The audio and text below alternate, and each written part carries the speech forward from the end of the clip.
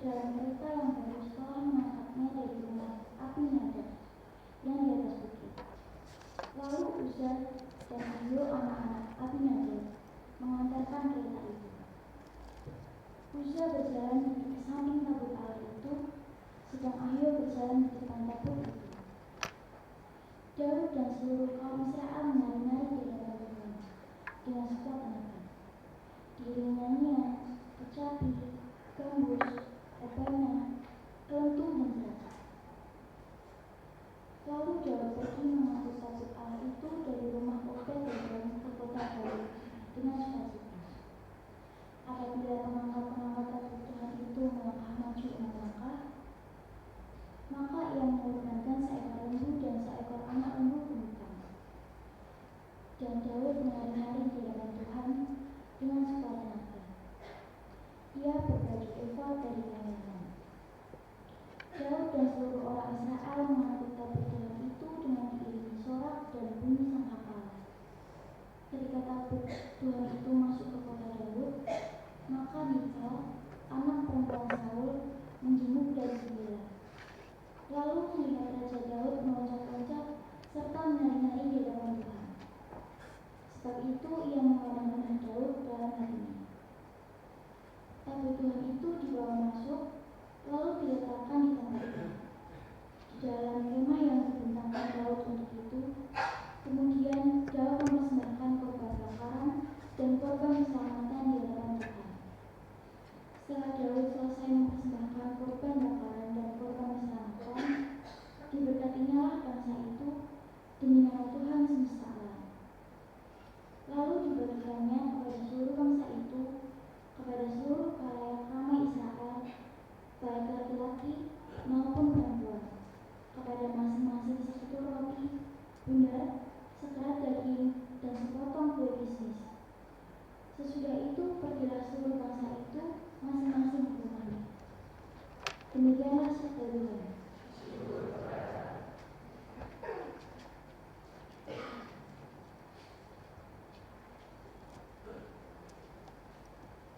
Pembacaan Injil. Pembacaan Injil terambil dari Markus 6 ayat 14 sampai yang ke-24.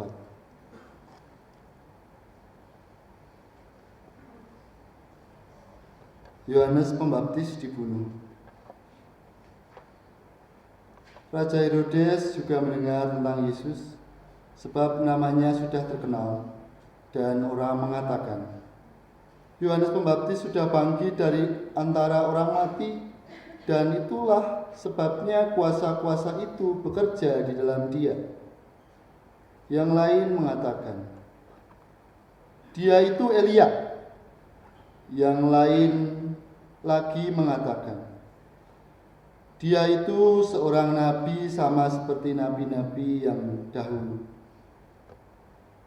Waktu Herodes mendengar hal itu, ia berkata, bukan, dia itu Yohanes yang sudah kupenggal kepalanya dan yang bangkit lagi. Sebab memang Herodeslah yang menyuruh orang menangkap Yohanes dan membelenggunya di penjara berhubungan dengan peristiwa Herodias, istri Filipus saudaranya, karena Herodes telah mengambilnya sebagai istri. Karena Yohanes pernah menegur Herodes, tidak halal engkau mengambil istri saudaramu. Karena itu Herodias menaruh dendam pada Yohanes dan bermaksud untuk membunuh dia, tetapi tidak dapat.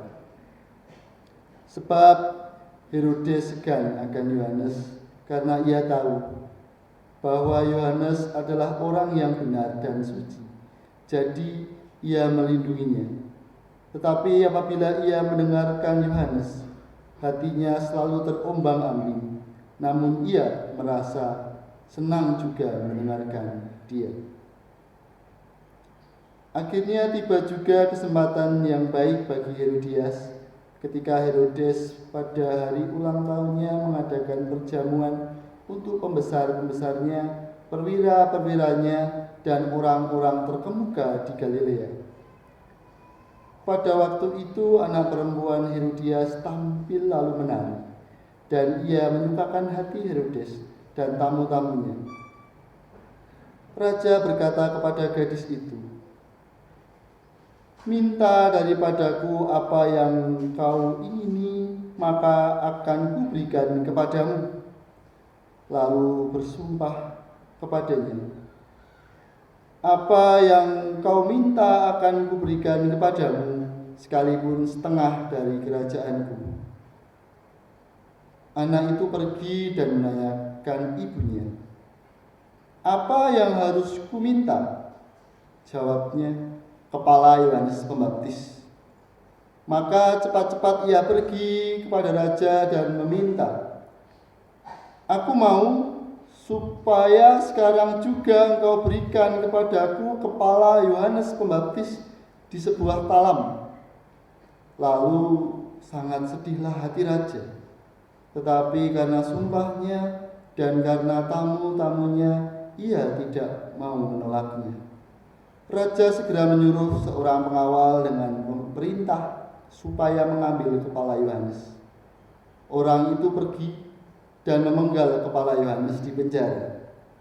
Ia membawa kepala itu di sebuah talam dan memberikannya kepada gadis itu, dan gadis itu memberikannya pula kepada ibunya. Ketika murid-murid Yohanes mendengar hal itu, mereka datang dan mengambil mayatnya, lalu membaringkannya dalam kuburan. Yang berbahagia ialah mereka yang mendengarkan firman Tuhan dan yang memeliharanya. Haleluya.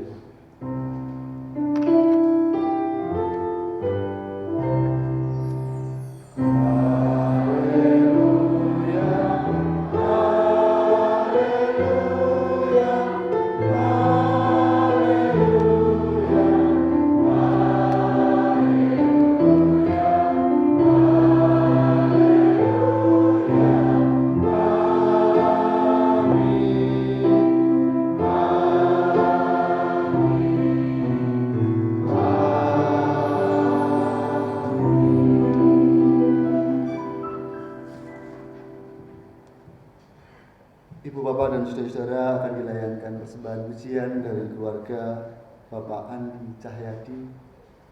Dipersilahkan.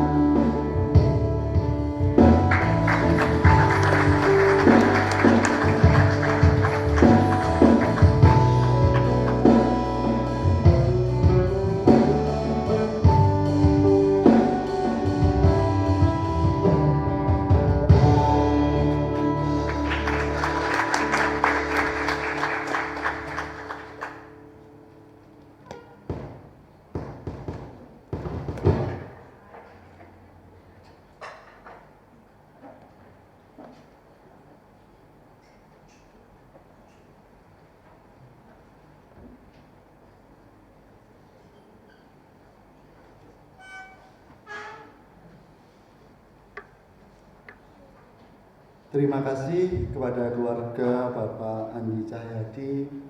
Tuhan memberkati pelayanan keluarga. Ya, Ibu Bapak dan saudara-saudara, panjenengan bahagia betul? Bahagia. Kalau bahagia boleh dong saya minta tolong panjenengan saling bersalaman. Selamat berbahagia.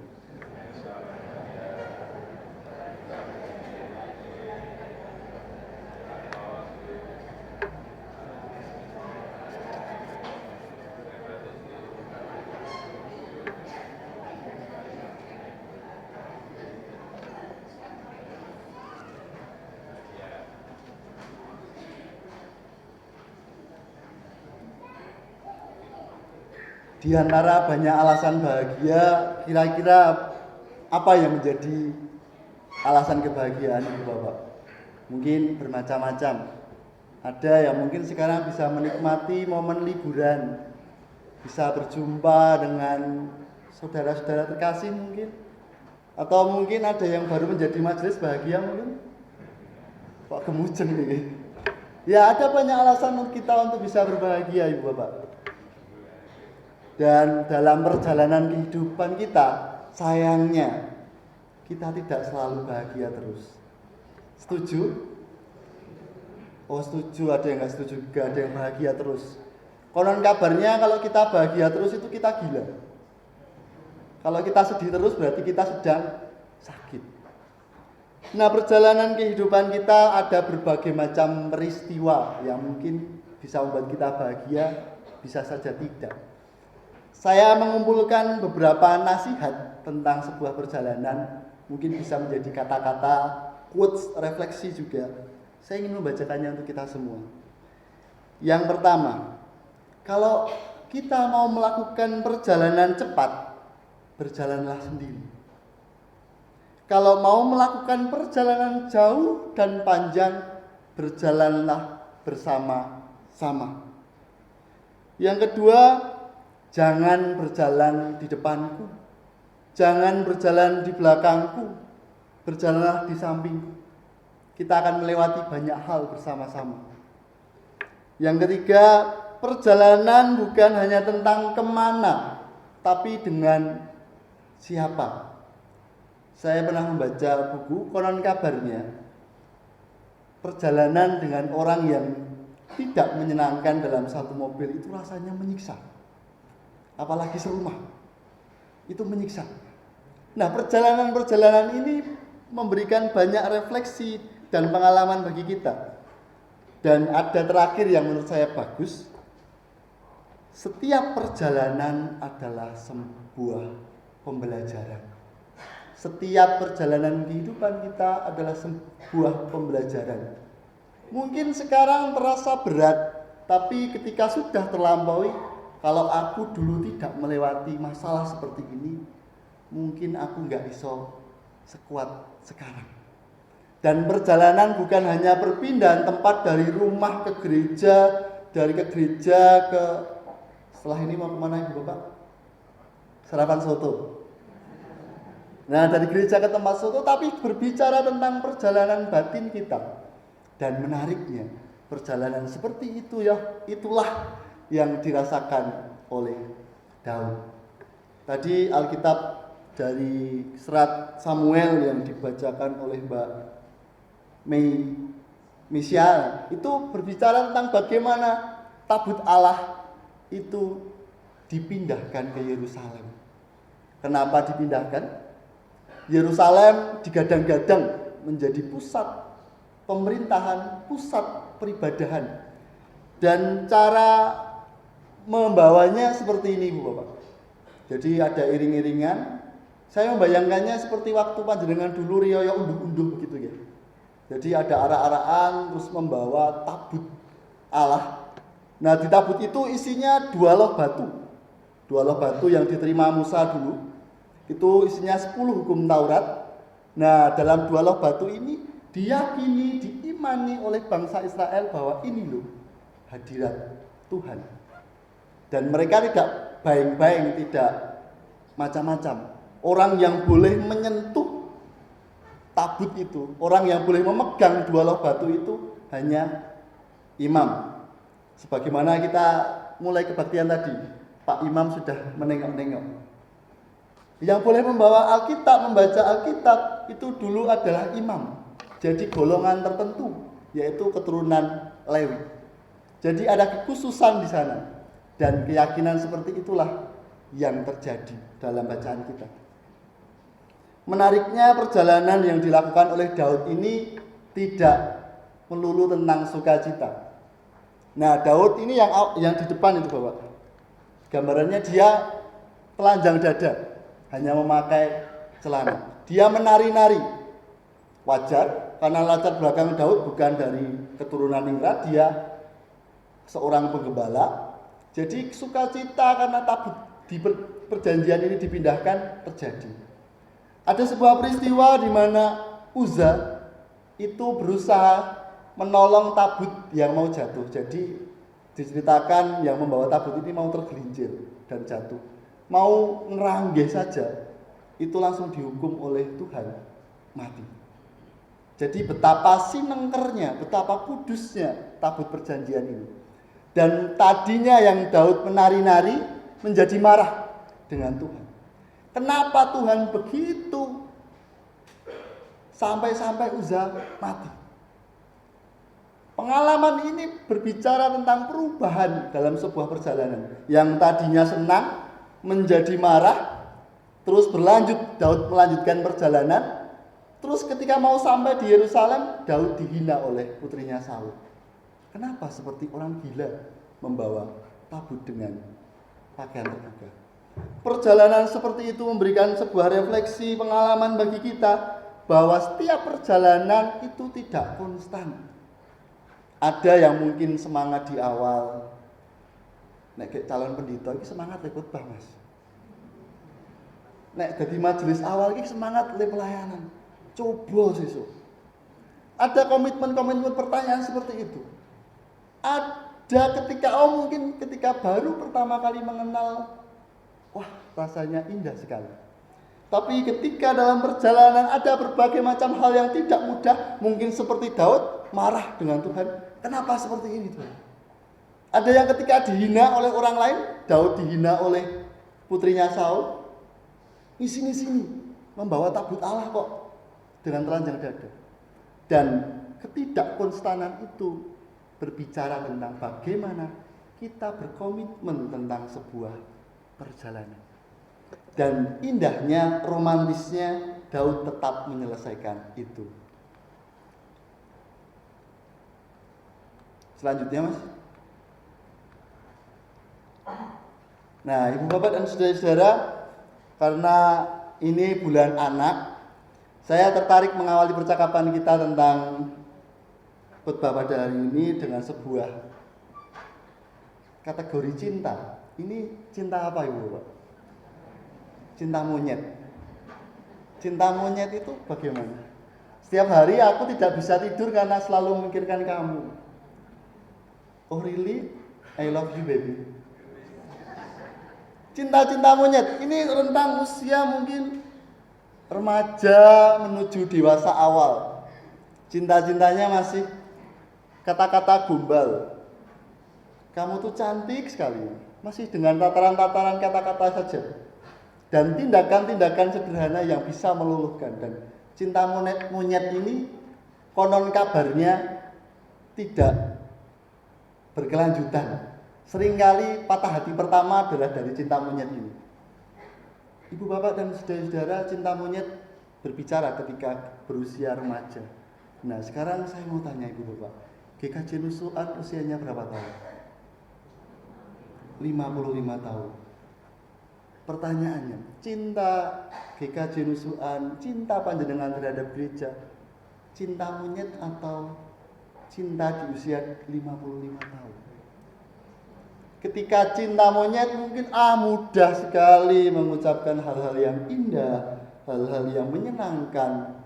Tapi ketika itu tidak sesuai dengan ekspektasi, lalu mudah sekali kecewa.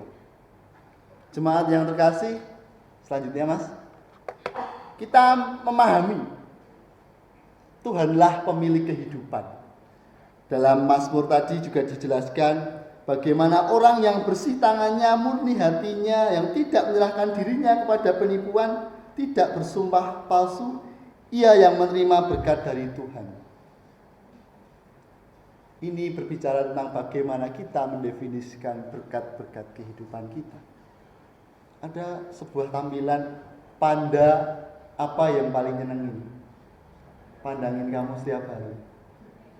Mungkin ketika masih awal cinta-cinta monyet, mungkin ketika masih awal ketika berdinamika dengan firman Tuhan, dengan hal-hal yang baru. Hal-hal seperti ini masih menggetarkan hati kita. Sebagaimana pengalaman pemazmur juga berbicara tentang sebuah keagungan bahwa hadirat Tuhan itu menjadi perjumpaan di rumah ibadah. Pertanyaannya, perjumpaan itu menjadi konstan atau tidak? Tentu saja bisa saja beragam seiring dengan perjalanan iman kita. Dalam sebuah keyakinan, kita juga seringkali berbicara pada tataran bahwa kita meyakini dalam persoalan kehidupan kita, Gusti mboten nate saring. Ini menunjukkan betapa besarnya cinta Tuhan pada kehidupan kita. Tuhan tidak pernah tertidur. Keyakinan seperti ini menjadi lensa baca ketika kita mau membaca teks kita. Ketika Tuhan diyakini sebagai Tuhan yang tidak pernah tidur, berarti Tuhan tahu ketika kita berbuat salah. Tuhan juga tahu ketika kita berbuat benar.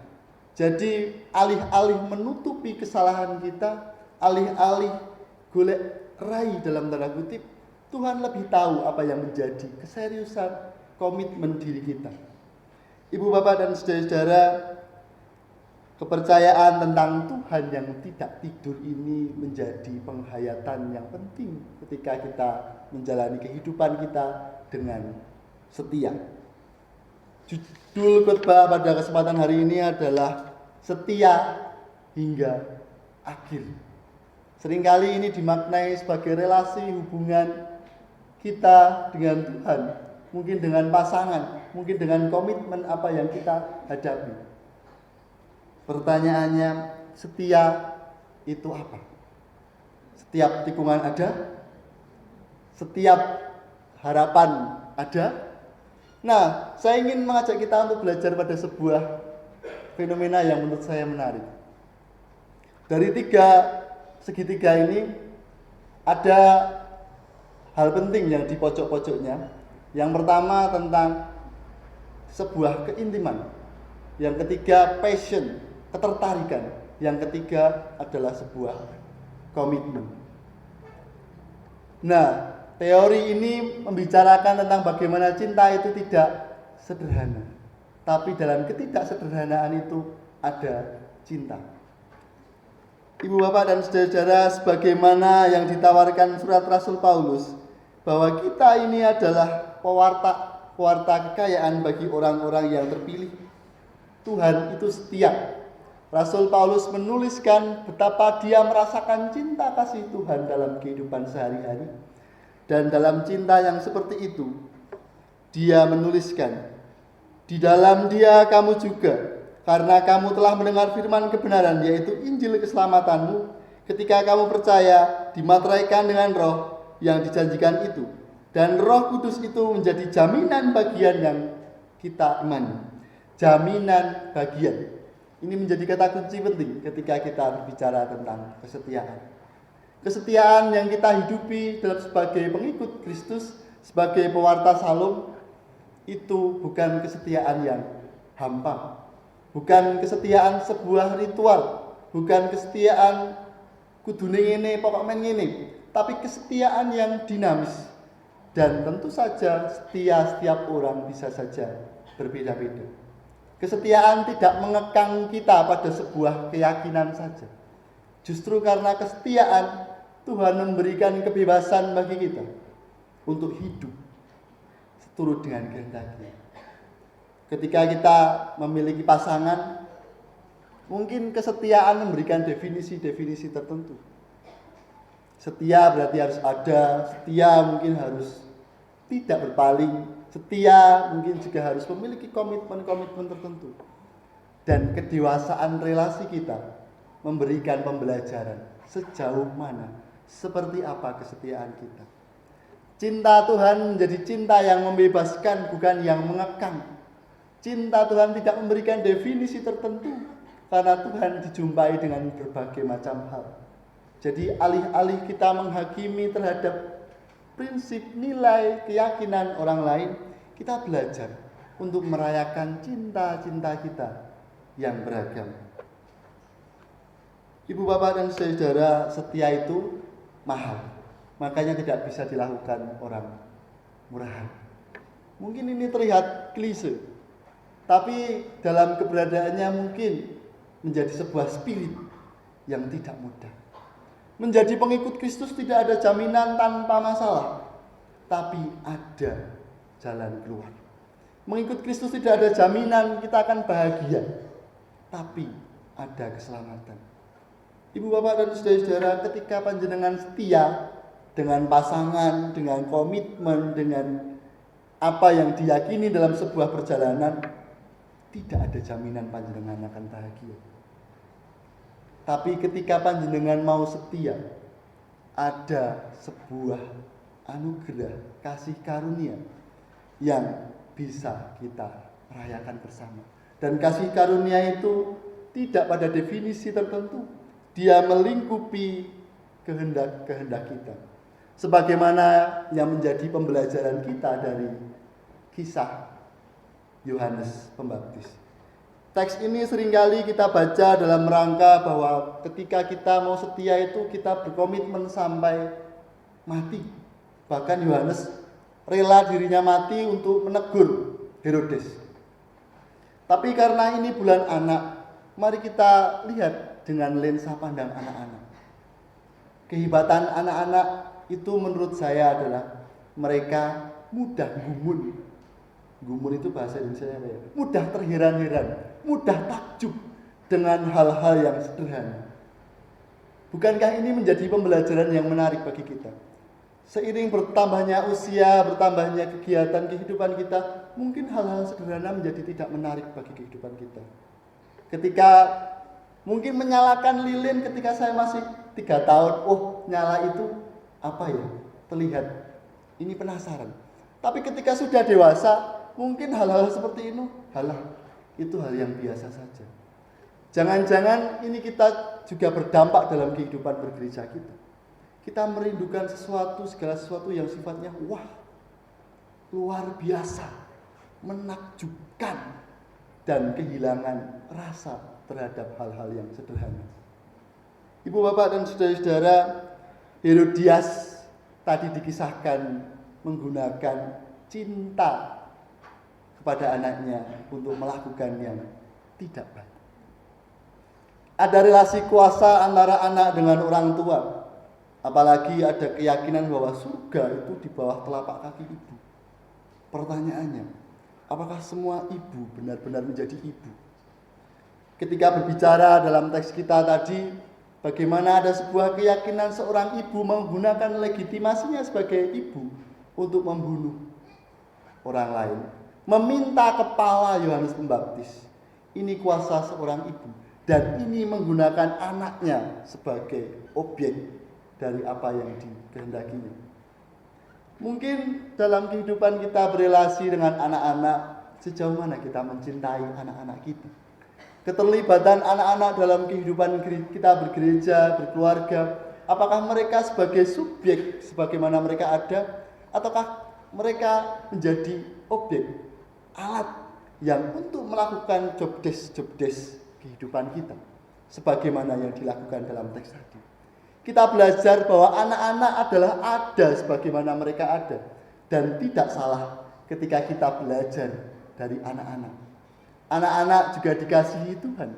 Bahkan Yesus sendiri berkata, biarlah anak-anak itu datang kepadaku. Dan dari anak-anak kita bisa belajar tentang kesetiaan yang tulus. Teks tadi menceritakan bahwa anak dari Herodias tidak bertanya, kepalanya Yohanes Pembaptis buat apa, Bu?